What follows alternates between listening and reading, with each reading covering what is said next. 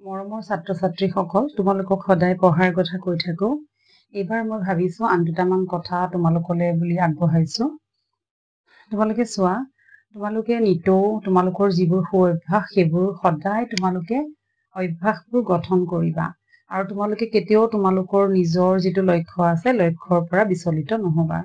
তোমালোকে চোৱা, বৰ্তমান সময়ত তোমালোকে যি মোবাইলৰ লগত জড়িত হৈ থাকা, বিভিন্ন পঢ়া-শুনা কৰা, এতিয়া বিভিন্ন সময়ত তোমালোকে মোবাইলটো হৈছে বহুত ভাল পজিটিভিটি আছে, তোমালোকে ভাল বহুত কিবা কিবি ল'ব পাৰিবা, কিন্তু তাৰ বিনিময়ত তোমালোকৰ কিছুমান তাত ডিমেৰিটো থাকে। সকলো বস্তুতে আমাৰ ভাল আৰু বেয়া সদায় থাকিব, দুটা দিশ হয় আৰু নহয়, কৰে বা নকৰে, এনেকুৱা ধৰণৰ আমাৰ সকলো কথাতে সদায় দুটা বস্তু থাকিব। এতিয়া কথা হ'ল কি, তোমালোকে নিজক কন্ট্ৰোল কৰিব লাগিব। এতিয়া বহু সময়ত দেখা যায় যে বহু ছাত্ৰ-ছাত্ৰীৰ এটা খুব সঁচা ঘটনা এনেকুৱা আছিলে যে খুব পঢ়াৰ সময়ত সদায় ধৰা মোবাইলটো লৈ পেলাই পঢ়ে, কিন্তু সেই যিমানখিনি সময় মোবাইলটো লৈ পেলাই পঢ়ে বা মোবাইলৰ পৰা কথা শিকে, সেইখিনি সময়ৰ লগত তাৰ মনটো থাকে যে পঢ়া শেষ হলে কেনেকে মোবাইলত তাৰ নিজৰ ভাল লগা বস্তুবোৰ চাব। গতিকে সেইটোৰ পৰা যেনেধৰণে সি ৰুমত আবদ্ধ হৈ থাকি পঢ়া-শুনা কৰিছিলে, সময়ত কিন্তু সেই ধৰণে ৰিজাল্ট কৰিব নোৱাৰিছিলে। আৰু তাৰ কাৰণটো ল'ৰাটোৰ দোষ নহয়, তোমালোক যিহেতু সৰু ল'ৰা-ছোৱালী বা ছোৱালীজনীৰো দোষ নহয়, গতিকে সেইখিনি কথা অভিভাৱকসকলে তোমালোকক নিশ্চয় বুজাই যাব আৰু তোমালোকেও সেইবিলাক সময় সাপেক্ষে বুজি গৈ থাকিবা। বৰ্তমান সময়ত আমি সকলো সুবিধা পাব পাৰিছো, কোনো আমাৰ অসুবিধা নাই, সকলো শিকিব পাৰো, বুজিব পাৰো, কিন্তু আমি ঘৰৰ অৱস্থা আৰু ঘৰৰ গোটেই সমস্যাবোৰ চাইও নিজক আগবঢ়াব লাগিব।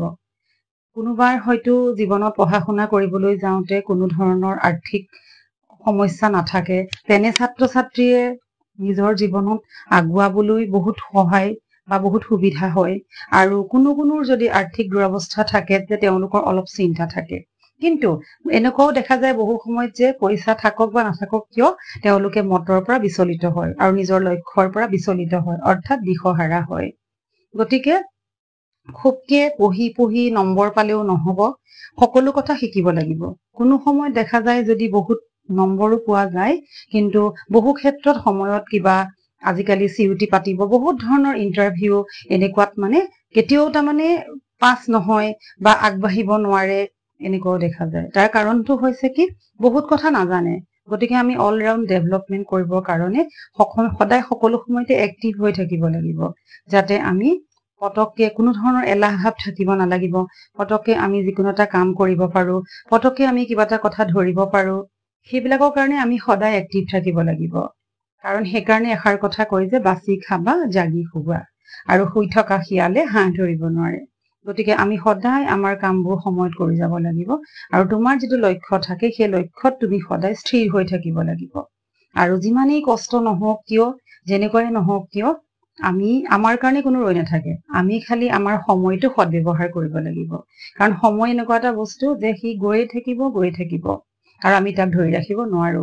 আমি সেইকাৰণে সদায় সময়ৰ আগত, সেইকাৰণে কয় যে সময়ৰ টিকনি আগফালে, অৰ্থাৎ আমি সদায় সময়ৰ আগত যাব লাগিব।